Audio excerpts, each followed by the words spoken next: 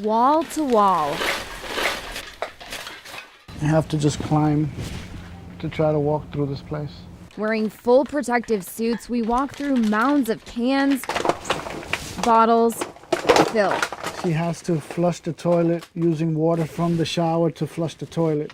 It's hard to imagine calling this place home, but one woman does. It's hard to explain. Too embarrassed to show her face, she tells me through tears what it's like. I didn't mean for it to happen, but it happened. As you can tell from this trash on the floor, this is not something that accumulated overnight. This woman has lived here for 30 years, and this mess is years in the making. Some people might see this and wonder how you can live in these conditions. I wonder that, but I do. Now she won't have to and can't. County officials deem the home unlivable, forcing the homeowner and her 7 cats out. Be it 1 cat, 7 cats, or 100 cats, it's just not healthy for the animal. This home is one of hundreds of hoarders' homes in Lee County. Animal Services has had to dedicate one of its officers specifically to hoarding cases. What does that say about how severe this problem is here in Lee County? It's a big problem here in Lee County. I mean, we're talking about hundreds of calls that we're still trying to get to. As for this homeowner, Lieutenant Angel Cruz tells me she'll likely receive citations for unsanitary conditions, but the importance of them stepping in goes beyond that. At the end of the day, it's not about the fine amounts or the fines, it's about getting her the help she needs. Is this a positive day for you? Yes, ma'am. How come? Because they're going to help me so I can get my house cleaned. For some of these children, it's the first time in a couple of months that they've interacted with their families. Kind of nervous and jittery.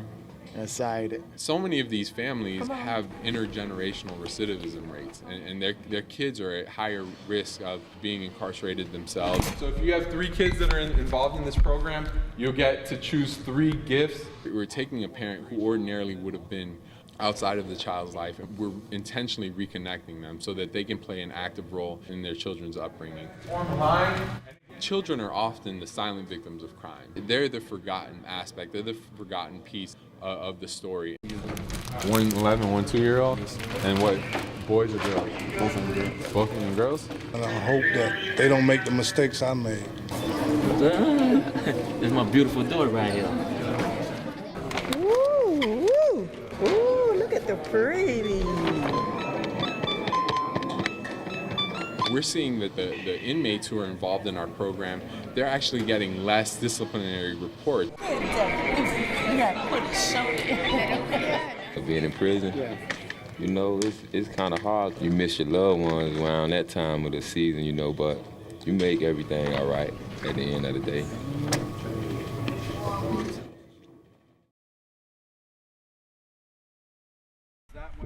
48-year-old Cape resident Patrick John McKean is rethinking his actions on the night of October the 2nd. What were you thinking? I wasn't. McKean says he began drinking very early last Sunday morning, riding his bike to a few different downtown Cape bars. And he admits things started to get a little blurry. McKean's drinking spree ended at the deck here in Cape Coral. He then got on his bicycle and began riding up Southeast 15th Avenue. When police arrived on the scene, he was laying face down on the pavement, about 50 yards from where I'm standing. The police report says even though he was still unconscious, he was still holding a beer. He cut his head open, but not seriously. He says he didn't feel a thing and doesn't remember much. You don't remember any of it? I remember EMS having things on me, and I asked them to get away from me and leave me alone, and that was the next thing I know, I was in handcuffs. Police eventually arrested McKean for DUI, even though he was riding a bicycle instead of driving a car. Well, a car I agree with, a motorized vehicle, a mower, something of that nature, but not a bicycle. I've never heard of BUI. I've heard of DUI, but not BUI. BUI meaning? Biking under the influence. Biking under the influence. Well, we had to call Cape Police about this one. They released us this statement, quote, Mr. McKean was driving impaired on a bike, and he was endangering himself and the public, so we arrested him for DUI. And under Florida law, he can be arrested for DUI.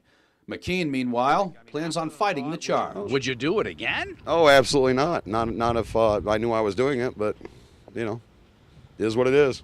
In Cape Coral, John Rapolo, Fox 4. in your corner.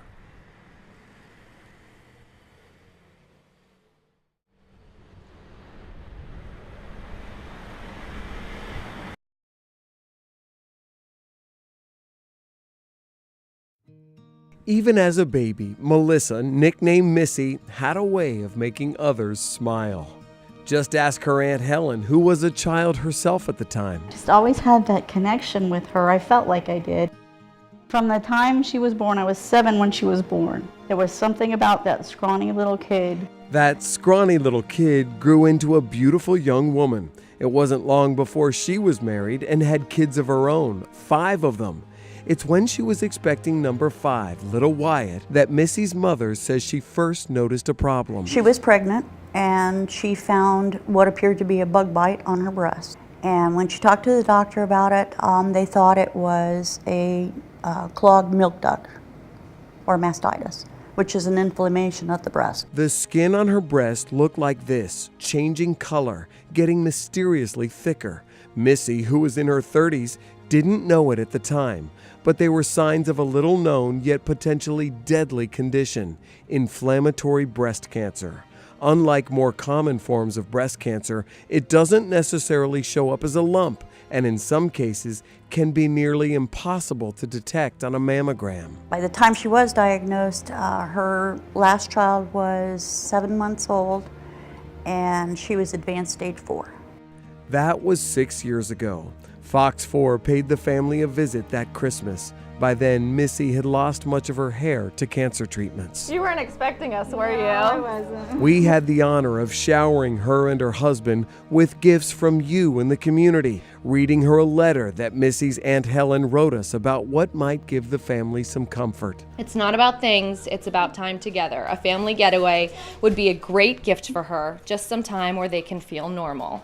And we've got a family getaway to Universal for you and the entire family. Missy flashed her shy smile as we asked her what the trip would mean to her family. A lot. Yeah, especially for the kids. They've been through a lot. It's been rough. It's got to be tough for them. I have a good feel. Yeah, everybody say cheese. Cheese. That family picture and the other moments of togetherness that followed became more precious with each passing day. Her favorite thing to say in that time frame was, "That's a memory. I need to write that down." Missy's only daughter, Jessie, is also her oldest. She was a teenager at the time and began to realize that her younger brothers would not come to know her mother as she had. How do you make up for that? It was at one of the last family events where they were all together that Jessie's heart finally began to feel what was coming. I was the only one that she saw graduate. And I remember her, hold on. When she found out it had spread to her brain, she looked at me. She was holding my youngest brother, who was about 1.5 years old, and she said, "Please make sure he remembers me." And at that point, it hit me that, you know, this isn't gonna end how I wanted to, how I have felt the whole time. My mom will get through this, and it was like reality, and I don't know how to fix that. I don't know how to fix it for my brothers. Missy's 5 children would grow up without her. Her only wish was for them to feel what she felt from her own mother her whole life. I think she wanted them to know that she was a strong person. She loved them dearly. And that you could do what you needed to do. In really tough situations. Sorry, and that she loved them dearly. Missy was just 38 years old when she died, but her love lives on. My regret truly is that she didn't get to see this Emery come into the world. Emery is Missy's first grandchild, a baby girl. Turns out devoted mothering runs in the family. When I look at Jess, I see Missy. She's her in just a different form. And I'm lucky to have been her. Talking about Missy's story can still feel so painful, even years after her passing. Still. Of course. Probably always. The tears flow, but there's a reason they fight through them. Sorry. They're fulfilling Missy's final wish. She just really would want the word to be out there. Even if you've never heard of IBC, you honor Melissa Whitaker and just research it. Tell the next person. Make it like Facebook, share it, pass it on. That would be Missy. Missy wanted you to have the early warning she never got. The diagnosis of it is really the pivotal point. Because it's a nasty player, we want to get to it early. Dr. Mary Kay Peterson tells me the difference between life and death could come down to something as simple as you recognizing the signs. There's a dimpling of the skin. The skin becomes thick, like the skin of a navel orange. It can become red, inflamed, hence the name inflammatory breast cancer. Sometimes it can itch. Sometimes patients say that they feel a mass, but not always. Missy's family wants you to pay close attention to even slight changes in your body. She knew something wasn't right, and you have to follow your instincts, especially something this powerful and aggressive. Missy always wanted to be a teacher, so in a way she did. She taught us all that we have to find answers for ourselves and not rely on anybody else and push through.